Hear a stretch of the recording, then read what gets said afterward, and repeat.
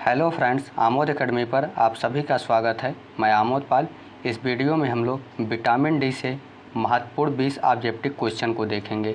यह वीडियो देखने से पहले आप लोग विटामिन वाले पार्ट को ज़रूर देखिएगा। विटामिन को 2 पार्ट में वीडियो है, 1 और 2 में, जिसमें विटामिन का डिटेल एनालिसिस है। यह वीडियो आप लोगों को देखने से विटामिन का टॉपिक कवर हो जाएगा और विटामिन टॉपिक बहुत महत्वपूर्ण है, क्योंकि इस टॉपिक से प्रत्येक एग्जाम में 1 से 2 क्वेश्चन ज़रूर आपको मिलेगा। आइए शुरुआत करते हैं अपने टॉपिक को। पहला क्वेश्चन देखते हैं। पहला क्वेश्चन क्या है? पहला क्वेश्चन है, विटामिन डी को किस नाम से भी जाना जाता है? ऑप्शन ए है ascorbic acid, option B calciferol, option C tocopherol, option D retinol. इसका सही ऑप्शन क्या होगा? तो विटामिन डी का जो रासायनिक नाम है उसे क्या कहते हैं? तो उसे कैल्सीफेरॉल कहते हैं। क्या कहते हैं? कैल्सीफेरॉल। यानी इसका सही ऑप्शन हो जाएगा बी ऑप्शन। यानी विटामिन डी का रासायनिक नाम क्या है? कैल्सीफेरॉल है। अगला क्वेश्चन देखते हैं।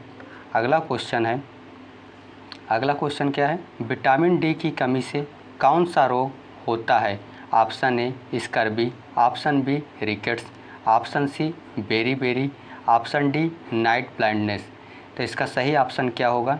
इसका सही ऑप्शन हो जाएगा बी, यानी विटामिन डी की कमी से कौन सा रोग होता है? तो विटामिन डी की कमी से रिकेट्स नामक रोग होता है। कौन सा रोग? रिकेट्स नामक रोग होता है। अगला क्वेश्चन देखते हैं। अगला क्वेश्चन क्या है? तो विटामिन डी का मुख्य स्रोत कौन सा है? यानी विटामिन डी का मुख्य स्रोत कौन सा है? ऑप्शन ए है सूर्य का प्रकाश, ऑप्शन बी हरी सब्जियां, ऑप्शन सी खट्टे फल, ऑप्शन डी चावल। तो विटामिन डी का मुख्य स्रोत जो है सूर्य का प्रकाश है। इसका यानी सही ऑप्शन हो जाएगा ऑप्शन ए। विटामिन डी का मुख्य स्रोत क्या है? विटामिन डी का मुख्य स्रोत जो है सूर्य का प्रकाश है। आइए अगला क्वेश्चन देखते हैं। अगला क्वेश्चन है, शरीर में विटामिन डी का मुख्य कार्य क्या है? ऑप्शन ए रक्त में शर्करा नियंत्रण, ऑप्शन बी कैल्शियम और फास्फोरस का अवशोषण, ऑप्शन सी लाल रक्त कोशिकाओं का निर्माण, ऑप्शन डी घाव भरना।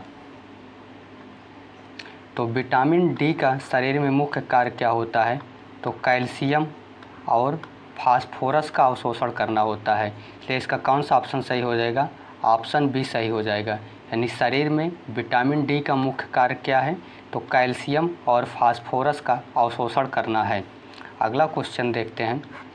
अगला क्वेश्चन है, विटामिन डी की कमी से बच्चों में किस बीमारी का कारण बनती है?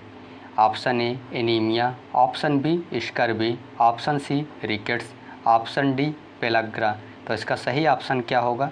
तो विटामिन डी की कमी बच्चों में किस बीमारी का कारण बनती है? तो रिकेट्स।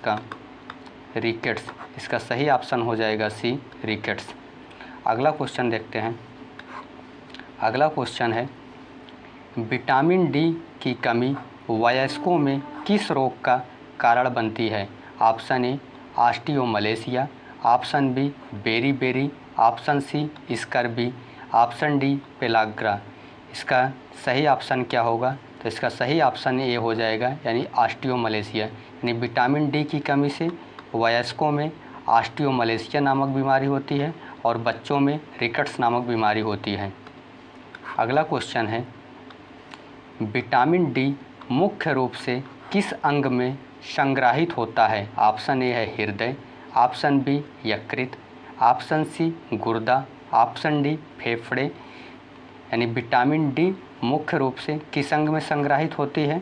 तो यकृत में संग्रहित होती है। कहाँ पर? यकृत में। यानी इसका सही ऑप्शन कौन सा हो जाएगा? इसका सही ऑप्शन बी हो जाएगा। यानी विटामिन डी मुख्य रूप से शरीर के किस अंग में संग्रहित होती है? तो यकृत में संग्रहित होती है। अगला क्वेश्चन देखते हैं। अगला क्वेश्चन है, निम्नलिखित में से कौन सा भोजन विटामिन डी का अच्छा स्रोत है? ऑप्शन ए अंडे की जर्दी, ऑप्शन बी केला, ऑप्शन सी सेब, ऑप्शन डी आलू। तो इसका सही ऑप्शन क्या हो जाएगा? तो इसका सही ऑप्शन ये हो जाएगा, यानी अंडे का जर्दी। यानी अंडे की जर्दी जो है विटामिन डी का एक अच्छा स्रोत माना जाता है। अगला प्रश्न है, विटामिन डी की अधिकता से कौन सा रोग हो सकता है? Option A hypervitaminosis, option B scurvy, option C anaemia, option D रात में दिखने में समस्या। तो क्वेश्चन क्या है, विटामिन डी की अधिकता से कौन सा रोग हो सकता है। तो विटामिन डी की अधिकता से हाइपर विटामिनोसिस हो सकता है, यानी इसका कौन सा ऑप्शन सही होगा, ऑप्शन ए सही हो जाएगा। अगला क्वेश्चन देखते हैं।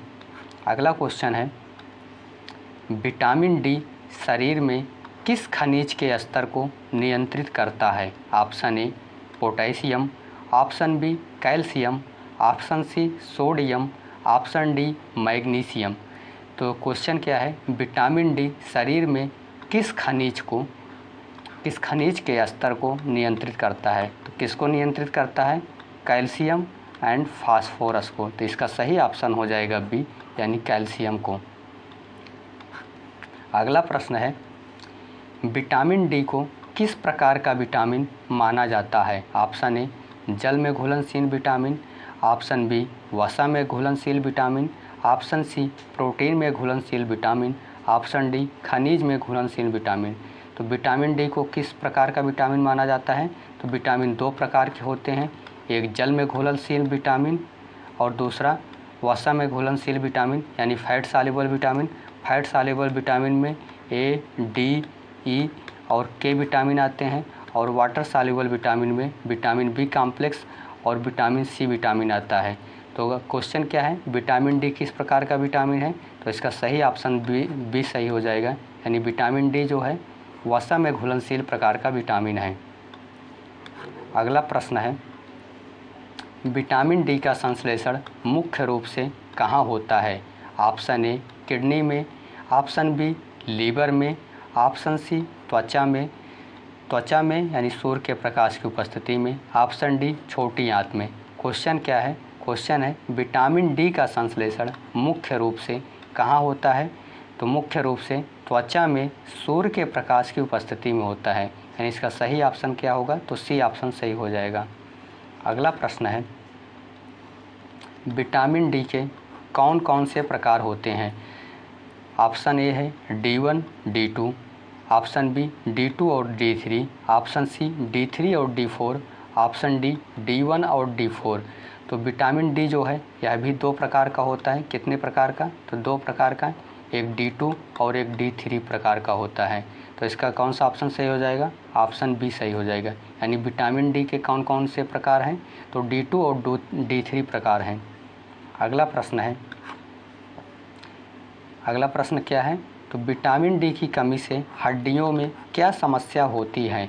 ऑप्शन ए हड्डियों का कमज़ोर होना, ऑप्शन बी हड्डियों का छोटा होना, ऑप्शन सी हड्डियों में अधिक कैल्शियम जमा होना, ऑप्शन डी हड्डियों में रक्त प्रवाह बढ़ना। तो विटामिन डी की कमी से हड्डियों में क्या समस्या होती है।